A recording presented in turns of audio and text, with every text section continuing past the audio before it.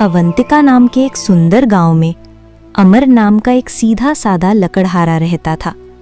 वो गरीब था, पर उसकी ईमानदारी की चर्चा दूर दूर तक फैली हुई थी।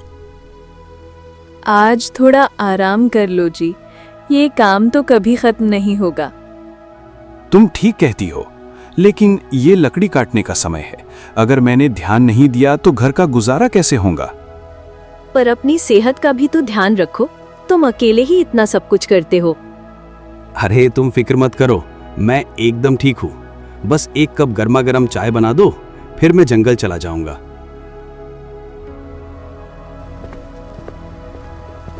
नीलम चाय बनाने अंदर चली गई और अमर शांतिवन जंगल की ओर चल पड़ा।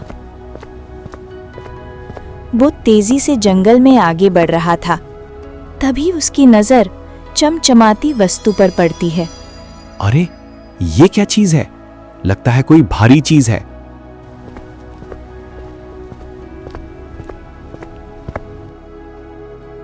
अमर पास जाकर देखता है तो उसे लकड़ी का पुराना संदूक दिखाई दिया।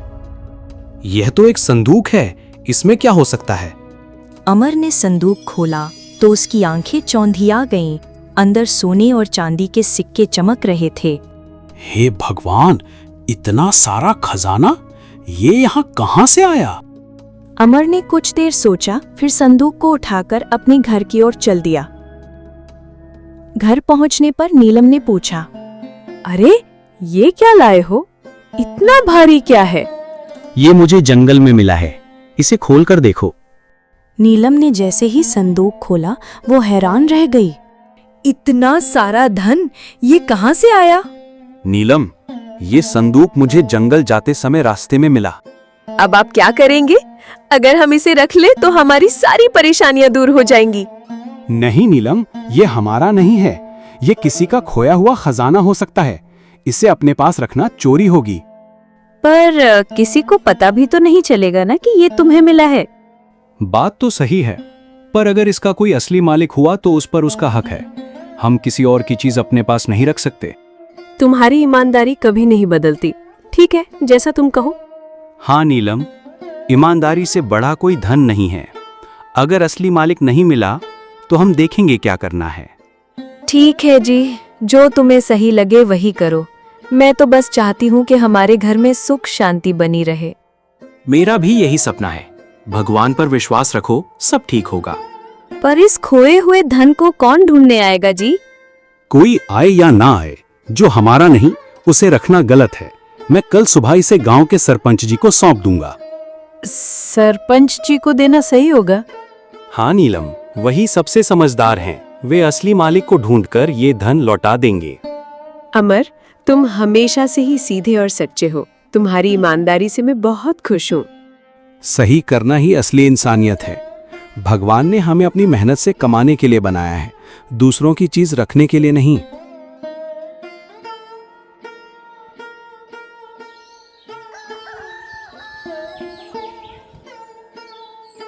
अगले दिन सुबह होते ही अमर खजाना लेकर गांव के सरपंच प्रभात के पास पहुंचा।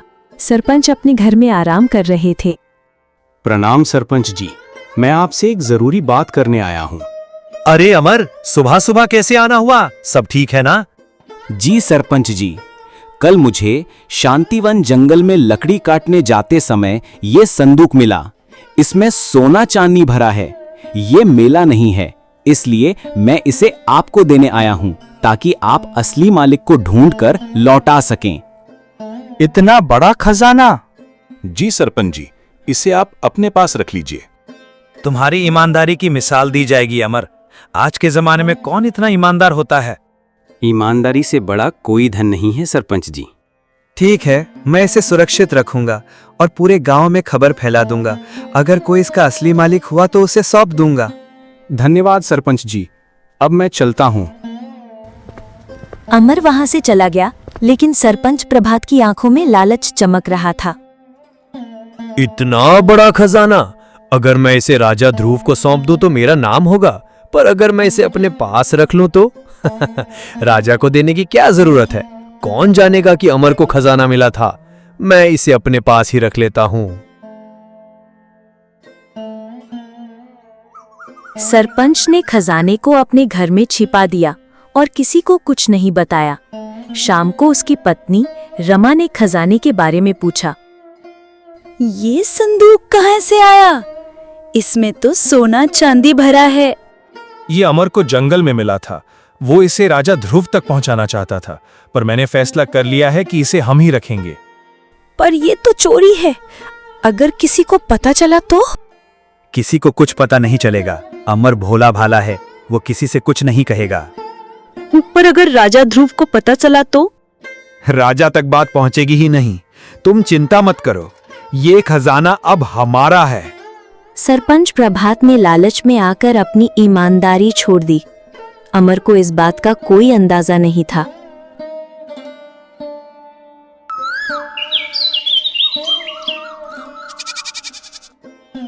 अगले दिन अमर और नीलम बात कर रहे थे। अमर, क्या सरपंच जी ने खजाना रख लिया? हाँ नीलम, मैंने उन्हें दे दिया।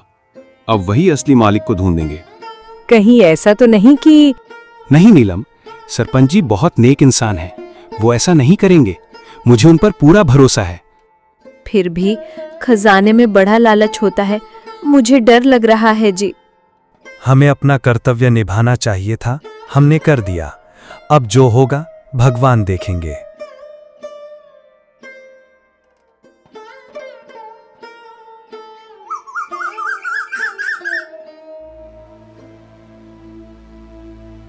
दोपहर का समय था। गांव के चौक पंचवटी पर कुछ लोग बैठे थे। उदित, सूरज और नकुल आपस में बात कर रहे थे। सुना तुमने? अमर को जंगल में खजाना मिला था। हाँ, मैंने भी सुना। और वो उसे बिना किसी लालच के सरपंच प्रभात जी को सौंपाया। आज के जमाने में ऐसा कौन करता है? सच कह रहे हो। कोई और होता तो चुपचाप छिपा लेता, पर अमर, उसकी ईमानदारी की तो मिसाल दी जाएगी। सही कहा। अगर वो खजाना मुझे मिलता तो मैं तो पूरी जिंदगी ऐश करता। पर अमर को देखो, उसने बिल्कुल भी लालच नहीं किया, सीधे सरपंच जी को दे दिया।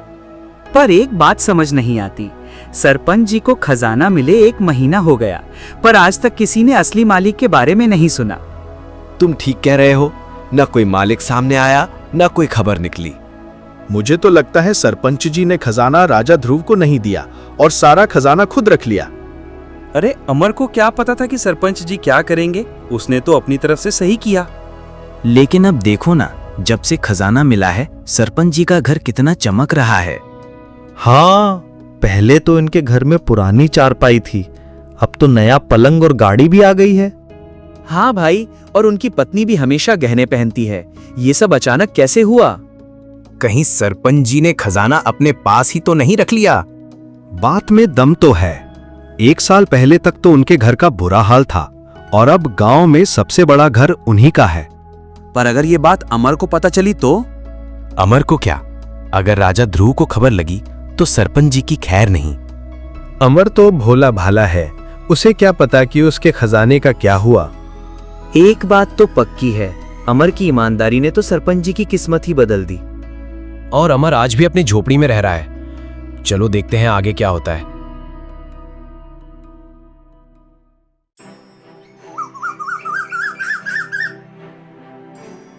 एक दिन राजा ध्रुव अपने भव्य महल सूर्यगढ़ में महामंत्री अर्जुन के साथ बैठे थे। राजा ने अपने राज्य का हाल जानने की इच्छा जताई। महामंत्री अर्जुन, मैं सोच रहा हूं कि एक बार अपने राज्य का भ्रमण करूं।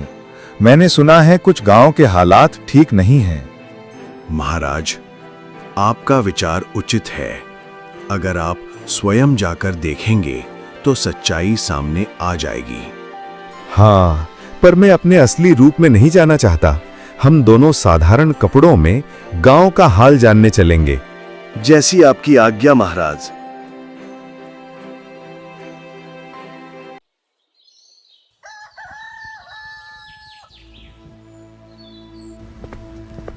अगले ही दिन राजा ध्रुव और महामंत्री अर्जुन साधारण वेश में अवंतिका गांव की ओर निकल पड़े।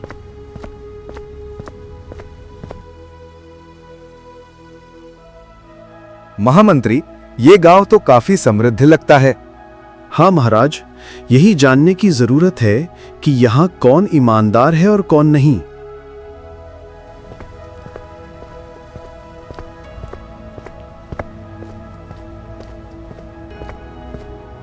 दोनों गांव में घूमते हुए चौक पंचवटे की ओर बढ़े, जहां उदित, सूरज और नकुल बैठे थे।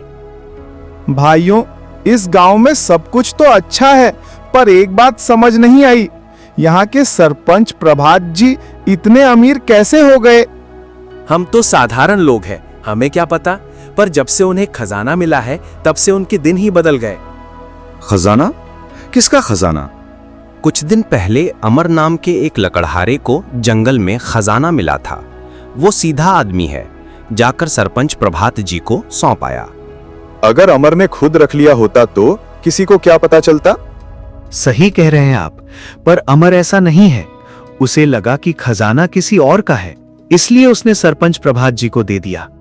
फिर क्या हुआ? सरपंच जी ने कहा कि वो खजाना राजा ध्रुव को सौंप देंगे, लेकिन क्या? लेकिन लगता नहीं कि उन्होंने खजाना राजा तक पहुंचाया होगा। आप खुद ही देख लीजिए, पहले तो उनके घर में खाने के भी लाले थे, और अब नया मकान, नई गाड़ी और क्या क्या नहीं है उनके पास। तो क्या सरपंच जी ने खजाना किसी को सौंपा ही नहीं और खुद रख लिया? पर यह बदलाव शक पैदा करता है। अगली सुबह राजा ध्रुव अपने महल सूर्यगढ़ के दरबार में बैठे थे। उन्होंने महामंत्री अर्जुन से कहा, महामंत्री अर्जुन, कल गांव का भ्रमण करने के बाद एक बात मेरे मन में बार बार आ रही है। कौन सी बात महाराज? सरपंच प्रभात के पास इतना धन कहां से आया? गांव के लोग कह रहे थे कि अमर नाम के एक लकड़हारे ने ईमानदारी से खजाना उसे सौंपा था, फिर वो खजाना अब तक हमारे पास क्यों नहीं पहुंचा? महाराज, बात तो अजीब है, हमें सरपंच से सीधे पूछना चाहिए। ठीक है, सैनिकों, जाओ और अवंतिका गांव के सरपंच प्रभात को दरबार में बुला कर लाओ, मैं उनसे खुद बात करूंगा। सैनिक तुरंत सरपंच को लाने के लिए चले गए। सरपंच प्रभात अपने घर में बैठा था। जब उसे दरबार से बुलावा मिला तो उसके चेहरे का रंग उड़ गया। कहीं राजा ध्रुव को सब पता तो नहीं चल गया? अगर उन्होंने पूछताछ की तो मैं क्या जवाब दूंगा? कुछ ही देर में सैनिक सरपंच को दरबार में ले आए। सरपंच, हम तुमसे एक जरूरी बात पूछना चाहते हैं। सच सच बताना, अगर झूठ बोला तो सजा मिलेगी। महाराज, मैं सब सच बताऊंगा। क्या कुछ समय पहले अमर नाम के लकड़हारे को खजाना मिला था? जी महाराज, ऐसा ही हुआ था। और उसने वो खजाना तुम्हें सौंपा था? हाँ महाराज। तो फिर वो खजाना हमारे पास क्यों नहीं आया? सरपंच प्रभात का सिर चकरा गया। उसे समझ नहीं आ रहा था कि क्या जवाब दे। महाराज, मैं अपनी गलती स्वीकार करता हूँ। सच बताओ, तुमने उस खजाने का क्या किया? महाराज, मैं लालच में पड़ गया था। जब अमर ने खजाना मुझे सौंपा तो मैंने सोचा कि अगर मैं इसे रख लूं तो मेरे घर की हालत सुधर जाएगी। मैंने उसे आपको देने के बजाय अपने पास रख लिया। ये तो विश्वासघात है। जिस खजाने पर राज्य का हक था, उसे अपने स्वार्थ के लिए छुपाकर तुमने बहुत बड़ा अपराध किया है। तुम्हें कठोर सजा मिलनी चाहिए। मुझे माफ कर दीजिए महाराज, मुझसे बहुत बड़ी भूल हो गई। मैं अब ऐसा कभी नहीं करूंगा। तुम्हारी पहली गलती मानकर हम दंड में कमी करते हैं। वो पूरा खजाना राजकोष में जमा कराओ। जी महाराज, मैं आज ही खजाना वापस कर दूंगा। अमर की ईमानदारी के लिए उसे इनाम दिया जाएगा और तुम्हारी बेईमानी की वजह से तुम्हें सरपंच पद से हटाया जाता है। सरपंच प्रभात ने सिर झुकाकर अपनी गलती स्वीकार कर ली। राजा ध्रुव ने खजाना राजकोष में जमा करने का आदेश दिया और अमर को इनाम देने का फैसला किया। इस तरह राजा ने न्याय सुनिश्चित किया।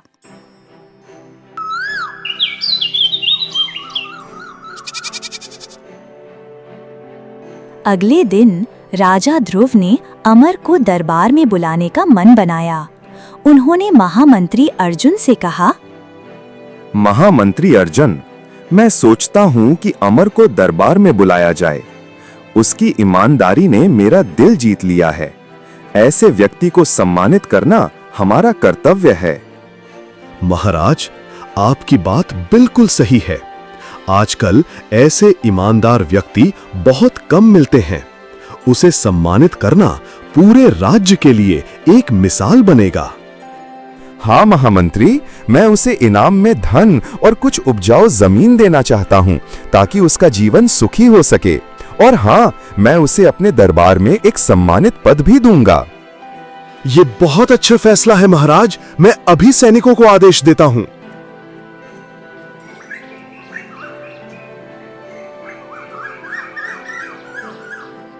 कुछ समय बाद सैनिक अमर को लेकर दरबार में उपस्थित हुए।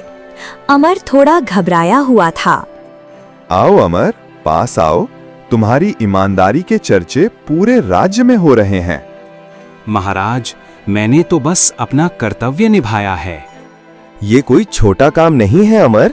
जब किसी को खजाना मिलता है तो ज्यादातर लोग लालच में पड़ जाते हैं, पर तुमने उसे सच्चाई से लौटा दिया। तुम्हारी ईमानदारी सराहनीय है। महाराज, मैं हमेशा सच्चाई और ईमानदारी में विश्वास रखता हूँ। मेरे माता पिता ने मुझे यही सिखाया है। राजा ध्रुव अमर की बातों से बहुत खुश हुए। अमर, हम तुम्हारी ईमानदारी से बहुत प्रसन्न हैं। हम तुम्हें इनाम के रूप में ये खजाना देना चाहते हैं। क्षमा करें महाराज, ये खजाना मेरा नहीं है। मैंने तो सिर्फ अपना धर्म निभाया है। मैं इसे स्वीकार नहीं कर सकता। अमर, तुम सच में अद्भुत व्यक्ति हो। लोग धन पाने के लिए कुछ भी कर जाते हैं और तुम इसे ठुकरा रहे हो। महाराज, मेरा जीवन सादा है। मेरे पास जितना है मैं उतने में ही संतुष्ट हूँ। महाराज, अमर की ईमानदारी सच में अद्भुत है।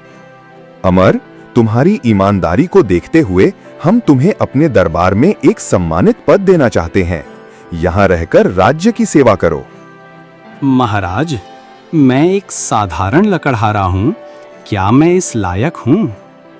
ईमानदार व्यक्ति से बड़ा कोई योग्य नहीं होता। अमर, तुम्हें इस पद को हृदय से स्वीकार करनी चाहिए। अगर ये आपकी आज्ञा है महाराज, तो मैं पूरे दिल से सेवा करूंगा।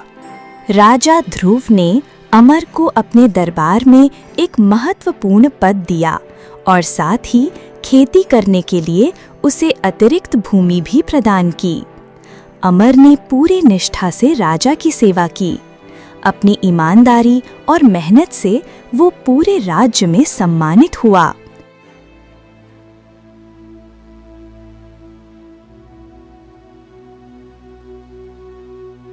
अमर, तुम्हारी ईमानदारी ने हमें कितना सम्मान दिलाया है। सच्चाई की राह कठिन होती है, लेकिन अंत में वही विजय दिलाती है।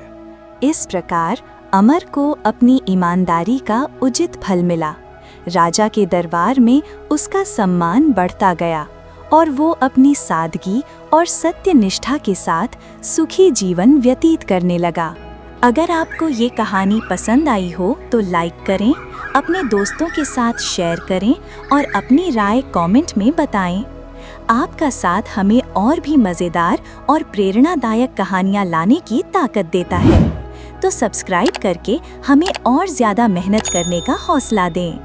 Thanks for watching.